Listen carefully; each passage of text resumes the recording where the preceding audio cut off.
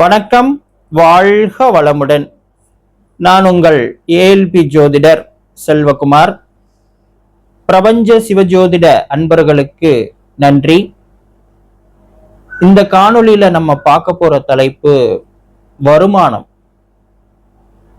இன்னைக்கு ஒவ்வொரு மனிதனுக்கும், அது ஆணா இருந்தாலும் சரி பெண்ணா இருந்தாலும் சரி, இந்த காலகட்டத்துல மிக முக்கியமான விஷயம் வருமானம். நம்மளுடைய குடும்பத்தை பராமரிக்கிறதுக்கு, நம்மளுடைய கமிட்மெண்ட்ஸ் எல்லாம் நிறைவேற்றுறதுக்கு, நம்மளுடைய வாழ்க்கை லட்சியங்களை எல்லாம் அடையிறதுக்கு வருமானங்கிறது ரொம்ப முக்கியம். அப்போ அந்த வருமானம் அப்படிங்கிறது எல்லோருக்கும் சிறப்பா அமையறது இல்லை, எல்லா காலங்களிலும் ஒரே மாதிரி இருக்கிறதும் இல்லை. குறிப்பா தொழில் அப்படிங்கிற விஷயத்த செய்யக்கூடியவங்களுக்கு, பிஸ்னஸ் பீப்புளுக்கு வருமானம்ங்கிறது ஏற்ற இறக்கமாக தான் இருக்கு. வேலை பார்க்கக்கூடியவங்களுக்கும், அரசு வேலை பார்க்குறவங்களை தவிர மற்றவர்கள் அனைவருக்குமே வருமானங்கிறதுல ஏற்றத்தாழ்வுகள் இருக்கத்தான் செய்யுது. சில சமயங்களில் வருமானமே இல்லாத சூழ்நிலை, வேலை இழப்பு அப்படிங்கிற மாதிரி விஷயங்கள் நடக்குது. தொழிலில் பயங்கரமான நஷ்டங்கள் ஏற்பட்டு தொழிலே இழுத்து மூடக்கூடிய நிலை வருமானத்தை தடை பண்ணுது. ஸோ இதெல்லாம் ஏன் நடக்குது அப்படின்னா, எல்லாம் நம்மளுடைய ஜாதகத்தின்படி தான் நடக்குது. அதுல எந்த மாற்று கருத்தும் இல்லை. ஜாதகம் எதை பொறுத்து இருக்குன்னா, நம்ம கர்மா, நம்ம செய்த நல்வினைகள் தீவினைகள் தான் நம்மளுடைய ஜாதகமாக இருக்கு. அதனோட பலன்களை தான் நம்ம இந்த பிறவியில அனுபவிக்கிறோம். இது எல்லாமே தெளிவா புரியுது. ஸோ இதுக்கு என்ன சொல்யூஷன் அப்படிங்கிறது தெரியணும் இல்லையா? இப்போ நம்ம கர்மா அப்படிதான் எல்லாமே நடக்குது அப்படின்னா, ஜோதிடம் அப்படிங்கிற ஒரு விஷயத்தை இறைவன் எதுக்காக நமக்கு கொடுத்துருக்கிறான்? கர்மாவை புரிந்து கொண்டு, கர்மாவை தெரிந்து கொண்டு, எந்தெந்த காலகட்டத்துல உங்களுக்கு இடர்பாடுகள் வரும், எந்தெந்த காலகட்டங்கள்ல உங்களுக்கு ஏற்ற இறக்கங்கள் வரும், எந்தெந்த காலகட்டங்கள்ல நீங்க எவ்வாறு அதை சமாளிக்க வேண்டும், எவ்வாறு நடந்து கொள்ள வேண்டும், எதை செய்ய வேண்டும், எதை செய்யக்கூடாதுங்கிறதெல்லாம் ஒரு மனிதன் தெரிஞ்சுக்கணுங்கிறதுக்காக உருவாக்கப்பட்ட தேவ கலை தான் ஜோதிடம். அப்ப இந்த ஜோதிடம் என்ன சொல்லுது? வருமானத்தை எப்படி நம்ம ஸ்டெபிலைஸ் பண்றது, வருமானத்தை எப்படி தடை இல்லாமல் சரியாக வைத்து கொள்ள முடியும், நம்மளான முயற்சிகள் நம்ம செய்யும் பொழுது அது கர்மாவையே மாற்றி அமைக்குமானா நான் அப்படி சொல்லல. ஆனா ஓரளவுக்கு அது ஸ்டெபிலைஸ் பண்ணுமானா பண்ணும் அப்படிங்கிறத சொல்ல முடியும்.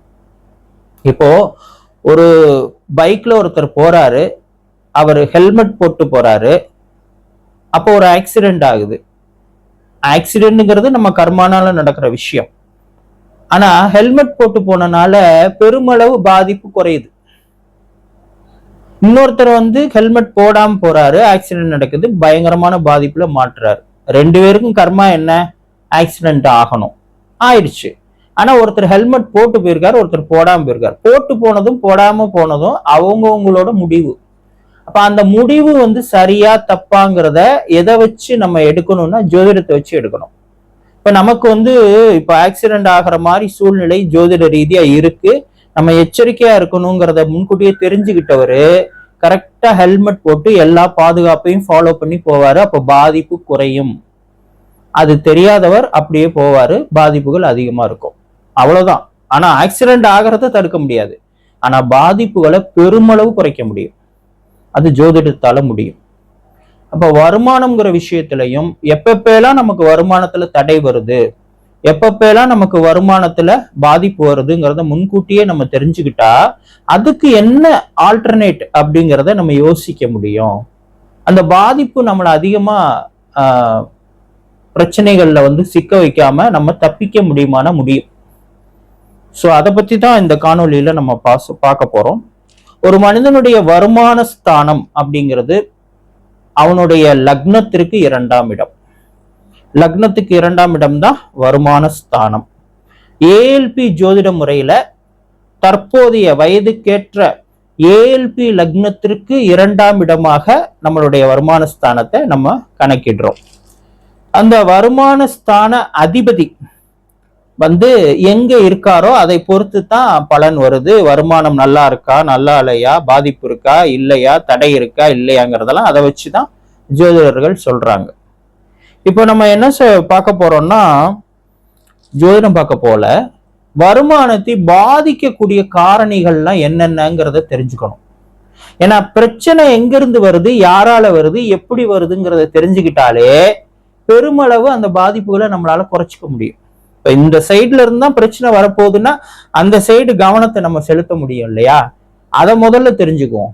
வருமானத்தை தடுக்கக்கூடிய, வருமானத்தை பாதிக்கக்கூடிய விஷயங்கள் என்ன அப்படிங்கிறத ஜோதிடம் என்ன சொல்லுது அப்படிங்கிறத பார்த்தோம்னா, முதல் காரணியா சொல்றது நம்மளுடைய சுற்றுப்புற சூழ்நிலை.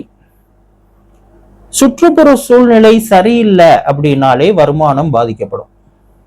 இதை வச்சுதான் நிறைய சொல்றாங்க ஜோதிடர்கள், ஆன்மீக பெரியவர்கள்லாம் என்ன சொல்றாங்க, வீடு அல்லது வேலை செய்யற இடத்த சுத்தமா வச்சுக்கணும், அதுல வந்து அதிகமான அடைச்சு வச்சிருக்க கூடாது பொருட்களை, வாஸ்து ரீதியான குறைபாடுகள் இருக்கக்கூடாது, நல்ல சூரிய வெளிச்சம் இருக்கணும், நல்ல காற்றோட்டம் இருக்கணும், வீட்டிலையும் சரி வேலை செய்யற இடத்துலையும் சரி.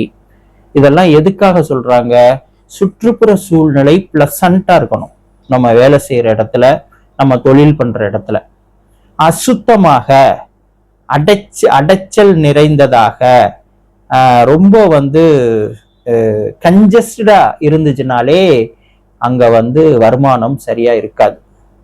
அதுக்கு என்ன லாஜிக்கலா தொடர்பு அப்படின்னு பாத்தீங்கன்னா, உங்களுடைய சுற்றுப்புற சூழல் உங்கள் மனதை பாதிக்கும். உங்க மனம்தான் எல்லாத்துக்கும் மூலம், எல்லாத்துக்கும் அடிப்படை. மனம் தெளிவாகவும் உறுதியாகவும் இருந்தா தான் நீங்க சரியான முடிவுகளை சரியான நேரத்துல எடுத்து அதை தொழிலையோ வேலையிலையோ இம்ப்ளிமெண்ட் பண்ண முடியும். அதுல சக்சஸை நீங்க பார்க்க முடியும். சக்சஸ் இல்லைன்னா எப்படி வருமானம் வரும்? முன்னேற்றம் இல்லைன்னா எப்படி வருமானம் வரும்? அப்ப அதுல பாதிப்பு வரும்ல. வேலை பார்க்குற இடத்துலயுமே நீங்க கரெக்டான முடிவுகளை கரெக்டான நேரத்துல எடுத்து செயல்படுத்தல அப்படின்னா உங்களை வந்து ஒரு கேபபிள் பர்சனா பார்க்க மாட்டாங்க. அப்போ உங்களோட ப்ரொமோஷன் தடைப்படும், உங்களுடைய பதவி உயர்வு, சம்பள உயர்வெல்லாம் பாதிக்கப்படும். அப்போ வருமான தடை அப்படிங்கிறது வர்றதுக்கு வாய்ப்பு இருக்கு. நாளைக்கு வேலையை விட்டு தூக்கக்கூடிய நிலைமை கூட வரலாம், உங்களோட வேலைகள்ல வந்து திருப்தி இல்லைன்னா. அப்போ நம்ம சுற்றுப்புற சூழ்நிலைங்கிறது ரொம்ப முக்கியம் அப்படிங்கிறத பார்க்குறோம்.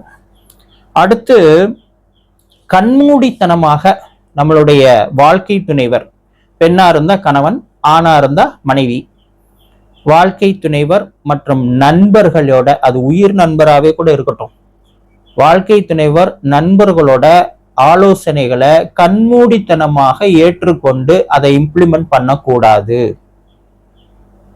ஆமா, அப்படி பண்ணீங்கனாலே உங்களுக்கு வந்து வருமான தடை அப்படிங்கிறது வரும். ஏன்னா அவங்க சூழ்நிலையில இருந்து அவங்க யோசிப்பாங்க, அவங்களோட பார்வைகள்ல அவங்க கருத்துக்களை சொல்லுவாங்க. அது உங்க தொழிலுக்கும் உங்க வேலைக்கும் சரியா வருமாங்கிறது தெரியாது. அப்ப நீங்க தான் டிசைட் பண்ணணும். சரின்னு கேட்டுக்கணும். தவறா எதுவும் அவங்கள கோவப்படக்கூடாது, திட்டக்கூடாது, எதிர்மறையா அவங்கள்ட்ட பேசக்கூடாது. சரி அப்படின்னு கேட்டுட்டு அது சரியா தப்பாங்கிறத ஆராய்ஞ்சு நீங்க முடிவெடுத்து உங்க முடிவு என்னவோ அதன்படி செயல்படுங்க தொழில் அல்லது வேலையில. அப்படி செயல்பட்டா மட்டும்தான் உங்களுக்கு வருமான தடை அப்படிங்கிறது வராம இருக்கும் அப்படிங்கறத சொல்ல முடியும். அடுத்து வந்து பேராசை. இந்த பேராசை அப்படிங்கிற ஒரு விஷயம் இருக்கிற வரை உங்களுக்கு அழுத்தத்தை ஏற்படுத்திக்கிட்டே இருக்கும். ஏன்னா அதை அச்சீவ் பண்ணணும், எந்த வழியில போயாவது அதை அச்சீவ் பண்ணணும், யாரை வச்சாலும் அதை அச்சீவ் பண்ணணும், எப்படியாவது அதை அச்சீவ் பண்ணணுங்கிற ஃபோர்ஸ் உங்களுக்கு இருந்துகிட்டே இருக்கும். அந்த ஃபோர்ஸ் வந்து சரியான முடிவுகளை எடுக்க விடாது. ரியாலிட்டியை மறைச்சு உங்களுக்கு ஒரு கற்பனையான ஒரு இன்பத்தை ஏற்படுத்தி நீங்க என்னமோ அதுல ஜெயிச்சிட்ட மாதிரி, நீங்க இப்பவே அதையெல்லாம் அச்சீவ் பண்ணிட்ட மாதிரியான கற்பனையை உருவாக்கி தவறான முடிவுகளை எடுக்க வச்சிரும். பேராசை வேணாம். ஆசை எல்லாருக்கும் இருக்கும், அது ஆசையெல்லாம் ஒன்றும் கண்ட்ரோல் பண்ண முடியாது. ஆசை எல்லாருக்கும் இருக்கும். அந்த ஆசைகளை நியாயமான ஆசைகளா நம்ம மாத்திக்கணும். ஆனா பேராசை யாருக்குமே வேண்டாம். அப்ப பேராசை வந்து உங்க வருமானத்தை பாதிக்குமா? கண்டிப்பா பாதிக்கும். இப்போ ஒரு கம்பெனில ஒருத்தர் வேலை செய்யறாரு, நல்ல சேலரி கொடுக்குறாங்க, நல்ல மரியாதை இருக்கு, நல்ல டெசிக்னேஷன்ல இருக்காரு. அப்போ ஒரு ஒரு ஆஃபர் வருது இன்னொரு கம்பெனில இருந்து, இதோட டபுள் சேலரி அப்படின்னு சொல்லி. அப்போ அவர் என்ன யோசிக்கணும்? அந்த இன்னொரு கம்பெனிங்கிறது புது கம்பெனியா இருக்கு, இந்த மாதிரி ஒரு எஸ்டாப்ளிஷ்டு கன்சர்னா இல்லை. இப்போ இவர் என்ன யோசிக்கிறாரு? புது கம்பெனி, அதனாலதான் அவன் வந்து நல்ல எக்ஸ்பீரியன்ஸ் ஸ்டாஃப் வேணுங்கிறதுக்காக இவ்வளோ ஹைப் பண்ணி சேலரியை ஏற்றி கொடுக்குறான். இப்போவே நம்ம உள்ள போயிட்டோம்னா நமக்கு நல்ல டெசிக்னேஷனும் கிடைக்கும், அந்த கம்பெனியில் டாப் மோஸ்ட் டெசிக்னேஷன் கிடைக்கும், நல்ல சேலரி, நல்ல வசதிகள், மரியாதை எல்லாமே கிடைக்கும் அப்படின்னு நினைக்கிறார். ஆனால் அவர் ஒன்று மறந்துட்டார். இது ஒரு எஸ்டாப்ளிஷ்டு கன்சர்ன், அது வந்து நியூ கம்பெனி, அது ஃபியூச்சர் எப்படி இருக்குங்கிறது தெரியாது. அந்த பேராசையினால அவர் அந்த கம்பெனிக்கு போனார்னா மேபி சரியா ஒர்க் அவுட் ஆகலைன்னா கம்ப்ளீட்டா அவருடைய ப்ரொஃபஷனல் கெரியரே வந்து கீழே போறதுக்கு வாய்ப்பு இருக்கு. அந்த கம்பெனி ஸ்டெபிளைஸ்டா இல்லைன்னு வச்சுக்கோங்களேன், சரியான குரோத் காட்ட முடியல அந்த கம்பெனிலன்னு வச்சுக்கோங்களேன், என்ன ஆகும்? கம்பெனி வந்து க்ளோஸ் பண்ணுவான், இவரை லே ஆஃப் பண்ணுவாங்க, இல்லாட்டி இவ்வளோ சேலரி கொடுத்து இவ்வளோ வச்சிருக்க முடியாதுன்னு லே ஆஃப் பண்ணுவாங்க. அப்போ உள்ளதும் போச்சுன்னு இல்லை உட்காந்துருக்கணும். அப்போ அந்த பேராசை அப்படிங்கிறதும் உங்க வருமானத்தை பாதிக்கும், தடை பண்ணும். அப்போ ரொம்ப யோசனை பண்ணி தான் முடிவு எடுக்கணும். அதே போல நம்மளுடைய சிந்தனைகள், ஜாதகருடைய சிந்தனைகள், இந்த சிந்தனைகளை வந்து ஒழுங்குபடுத்தணும். அதுதான் அந்த பேராசை, இந்த விஷயங்கள்ல தான் வருது சிந்தனையும். சிந்தனையை வந்து ஒழுங்குபடுத்தணும். ரெண்டாவது, இப்போ பேராசைங்கிறது ஒரு ஆஸ்பெக்ட், சிந்தனையில வேற என்னென்ன ஆஸ்பெக்ட் வரும்னா, நம்ம ஒர்க் பண்ற இடத்துல நம்மளோட கோவொர்க்கர்ஸ், கொலீக்ஸ் இருக்காங்க, நம்மளுடைய சுப்பீரியர்ஸ் இருக்கிறாங்க, மேனேஜர்ஸ் இவங்கெல்லாம் இருக்கிறாங்க, நமக்கு கீழே ஒர்க் பண்ணக்கூடிய ஸ்டாஃப்ஸ் இருக்கிறாங்க. எல்லார்கிட்டையுமே ஒரே மாதிரி நடந்துக்கிறது நல்லது. அவங்கவுங்க டெசிக்னேஷனுக்கு தகுந்த மாதிரி, நமக்கு அவங்க எவ்வளவு தேவைங்கிறதுக்கு தகுந்த மாதிரி அவங்கள்ட்ட நடந்துக்கிறதுங்கிறது சரியான விஷயம் இல்லை. ஆனா நீங்க உங்க கீழே ஒர்க் பண்ற ஸ்டாஃப்ஸ் கிட்ட வேலை வாங்கும் போது உங்களுக்கு என்ன எதிர்பார்க்குறீங்களோ அதை செய்யணும்னு நீங்க நினைக்கிறது தப்பு இல்லை. மற்ற நேரங்கள்ல ஓரளவுக்கு எல்லாத்தையும் ஈக்குவலா ட்ரீட் பண்றதுதான் சரியான ஒரு அணுகுமுறை. இதெல்லாம் நம்ம செய்யறோமா அப்படிங்கிறத கொஞ்சம் பார்த்துக்கணும். நம்மளுடைய சிந்தனைகளை ஒழுங்குபடுத்துறது அப்படிங்கிறது ரொம்ப முக்கியமான விஷயம். இப்படி நம்மளுடைய சிந்தனைகள், நம்மளுடைய சுற்றுப்புற சூழ்நிலை, நம்மளுடைய நண்பர்கள், நம்மளுடைய வாழ்க்கை துணைவர்களை ஆலோசனைகளை எந்த அளவுல கேட்கறது, அடுத்து வந்து நம்மளுடைய பேராசைகளை எப்படி கண்ட்ரோல் பண்ணிக்கிறது, இதெல்லாம் நீங்க எப்படி அழகா ஹேண்டில் பண்றீங்களோ, இதெல்லாம் எப்படி நீங்க வந்து நேர்த்தியா நீங்க வந்து ஃபேஸ் பண்ணி அதை வந்து சரி பண்றீங்களோ, அதை பொறுத்து தான் உங்களுடைய வருமானம். அப்போ உங்களுடைய வருமானம்ங்கிறது இதை பொறுத்து தான் இருக்கு. அப்போ வருமானத்தை பாதிக்கக்கூடிய விஷயங்கள்னா இதுதான். இதுல நீங்க எவ்வளவு எச்சரிக்கையா இருக்கணுமோ இருக்கணும். இப்போ முதல்ல வருமானத்தை பாதிக்கக்கூடிய விஷயங்களை பார்த்துட்டோம். அடுத்து ஜோதிட ரீதியா வருமானத்தை சப்போர்ட் பண்ணக்கூடிய விஷயங்களை பத்தி பார்ப்போம். வருமானத்தை சப்போர்ட் பண்ணக்கூடிய விஷயங்கள் அப்படிங்கிறத பத்தி பார்ப்போம். இப்போ வந்து நமக்கு வந்து கடன் நிறைய இருக்கு அப்படின்னு வச்சுக்குவோம். முடிஞ்ச அளவு கடன்களை குறைக்க பார்க்கணும். நம்மளுடைய வருமானத்தை அதிகப்படியாக உறிஞ்சக்கூடிய விஷயம் கடன். ஏன்னா நம்ம நிறைய இஎம்ஐ எடுத்து வச்சிருக்கோம், நிறைய லோன் எடுத்து வச்சிருக்கோம்னா நம்மளுடைய வருமானம் பூரா இஎம்ஐ கட்டவும் லோனுக்கு வட்டி கட்டவுமே போயிடும். அப்போ எவ்வளோக்கு எவ்வளோ கடனை நீங்க குறைச்சிக்கிறீங்களோ அவ்வளோக்கு எவ்வளோ உங்களுக்கு வருமானம்ங்கிறது கையில மிச்சமாக தங்கும். அப்போ நீங்க இன்வெஸ்ட்மெண்ட்ஸ் பண்ணலாம் அப்படிங்கிறத பார்க்குறோம். அப்போ வருமானத்தை சப்போர்ட் பண்ணக்கூடிய விஷயத்துல கடனை குறைத்தல் அப்படிங்கிறது ஒரு விஷயமா நம்ம எடுத்துக்க முடியும்.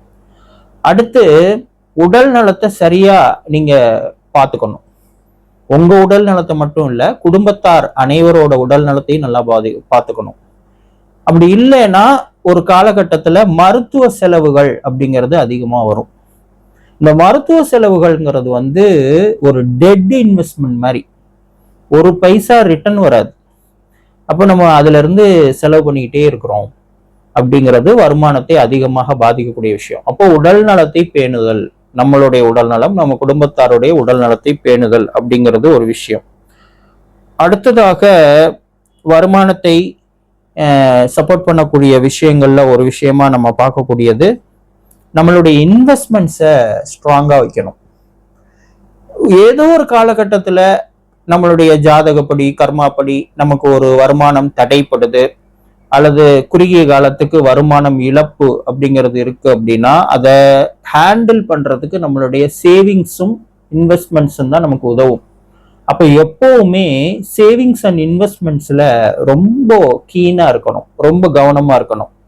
நம்மளுடைய வருமானத்துல நம்மளுடைய முதல் செலவு சேமிப்பாக இன்வெஸ்ட்மெண்ட்டாகத்தான் இருக்கணும்னு பெரிய பொருளாதார வல்லுநர்கள்லாம் சொல்றாங்க. இப்போ ஒருத்தர் 30,000 ரூபாய் மாசம் சம்பாதிக்கிறாருன்னா அவர் குறைஞ்சபட்சம் ஒரு 1,500 ரூபாய் மாசம் ஒரு இன்வெஸ்ட்மெண்ட்ல போடணும் அல்லது ஒரு சேவிங்ஸ்ல போடணும் அப்படிங்கிறது தான் பொருளாதார வல்லுநர்களோட அறிவுரை. ஸோ அதை நம்ம ஃபாலோ பண்ணணும். அடுத்ததாக ரொம்ப முக்கியமான விஷயமாக நம்ம பார்க்கறது, வருமானத்தை சப்போர்ட் பண்ணக்கூடிய விஷயமாக பார்க்கறது என்ன அப்படின்னு சொல்லி பார்த்தீங்கன்னா,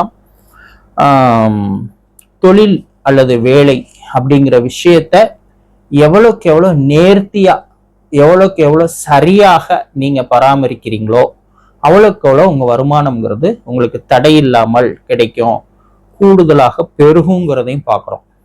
அப்போ 10ஆம் பாவகம்ங்கிறது ஒரு ஜாதகரின் தொழில் அல்லது வேலையை குறிக்கக்கூடிய பாவகம். அந்த 10ஆம் பாவகத்தை நீங்க சரியா ஹேண்டில் பண்ணீங்கனாலே 2ஆம் பாவகம்ங்கிற வருமானம் சிறப்பாக இருக்கும். 10ஆம் பாவத்தை நீங்க சரியா ஹேண்டில் பண்ணலைன்னா 2ஆம் பாவகம்ங்கிற தொழில் மூலம் வரக்கூடிய, வேலையின் மூலம் வரக்கூடிய வருமானம்ங்கிறது குறைய ஆரம்பிச்சிடும். ஸோ அந்த தொழிலை சரியாக பராமரித்தல், வேலையை சரியாக பராமரித்தல் அப்படிங்கிறது ரொம்ப முக்கியம். சரி, இப்போ என்னென்ன விஷயங்கள்லாம் வருமானத்தை பாதிக்குதுன்னு ஃபர்ஸ்ட் பார்த்தோம். அடுத்து எந்தெந்த விஷயங்களை சரியா பராமரிச்சா வருமானம் தடைபடாம இருக்குங்கிறதையும் பார்த்துட்டோம்.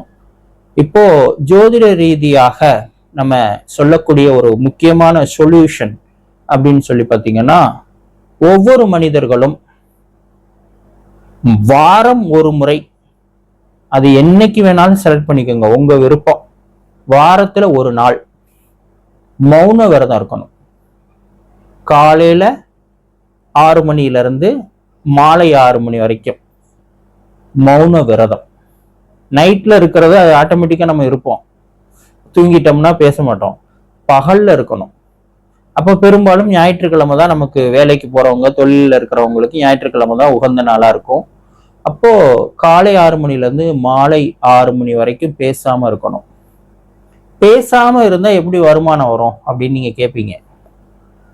பேச்சு, கல்வி, குடும்பம், வருமானம், இந்த 4மே நம்ம லக்னத்துக்கு 2ஆம் இடமான வருமான ஸ்தானத்துலதான் இருக்கு. வருமானத்தோடு தொடர்புடையதாக ஒரே பாவகத்துல வரக்கூடிய விஷயங்கள் தான் பேச்சு, கல்வி, வருமானம் மற்றும் குடும்பம்.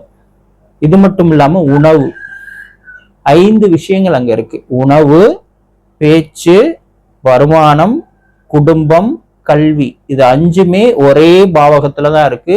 அது 2ஆம் பாவகம், லக்னத்துக்கு 2ஆம் இடம். அதாவது ஏஎல்பி முறையில பார்த்தா தற்போதைய அட்சய லக்னத்துக்கு 2ஆம் இடம். அப்போ பேச்சை குறைச்சா வருமானம் பெருகும். உணவை கட்டுப்படுத்தினால், உணவுங்கிற விஷயத்த கட்டுப்படுத்துதல், அப்ப என்ன செய்யலாம்? வாரத்துல ஒரு நாள் முழு உபவாசம், காலையில இருந்து சாயந்தரம் வரைக்கும் திட உணவுகள் எதுவுமே சாப்பிட மாட்டேன், சாலிட் ஃபுட்டு எதுவுமே எடுத்துக்க மாட்டேன், லிக்விட் ஃபுட் மட்டும்தான். பால் குடிக்கலாம், ஜூஸ் சாப்பிடலாம், சூப் சாப்பிடலாம், இந்த மாதிரி இளநீர் குடிக்கலாம், இந்த தண்ணீர் குடிக்கலாம், இவ்வளவுதான். இது தவிர திட உணவுகள் எதுவுமே கிடையாது. அப்படிங்கிறத வாரத்துல ஒரு நாள் வச்சுக்கோங்க.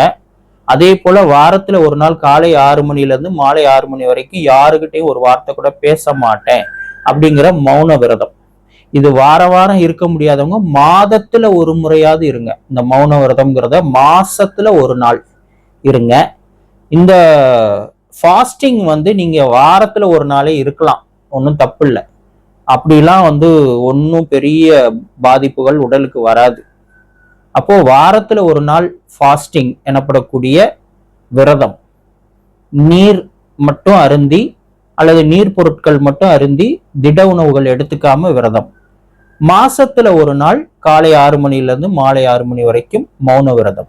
இது ரெண்டையும் மட்டும் நீங்க கடைபிடிச்சு பாருங்க, கண்டிப்பாக வருமானம் பெருகும். நீங்க அதை செஞ்சு பார்த்துட்டு அப்புறம் சொல்லுங்க. அடுத்ததாக, ஒவ்வொருவருடைய ஜாதகத்திலும் தற்போதைய ஏஎல்பி லக்னத்திற்கு, அதாவது வயதுக்கு தக்கன அக்ஷய லக்னத்திற்கு, ஜென்ம லக்னத்துக்கு பார்க்கக்கூடாது, அவரவர்களுடைய அக்ஷய லக்னத்திற்கு 2ஆம் இடத்து அதிபதி யாருன்னு பார்க்கணும். இப்போ உதாரணத்துக்கு ஒருத்தருக்கு மேஷ லக்னம் அக்ஷய லக்னமா போயிட்டு இருக்குன்னா அவருக்கு 2ஆம் இடமா ரிஷபம் வரும். அப்ப இந்த ரிஷப லக்னத்துக்கு அதிபதி யாருன்னு பார்க்கணும். ரிஷப லக்னத்துக்கு அதிபதி சுக்கிரன். அந்த சுக்கிர பகவானுக்கு அதிபதி யாருன்னு பார்க்கணும். அந்த சுக்கிர பகவானுடைய தேவதை யாருன்னு பாத்தீங்கன்னா மகாலட்சுமி. அப்போ வெள்ளிக்கிழமை சுக்கிரனுக்குடைய நாள்.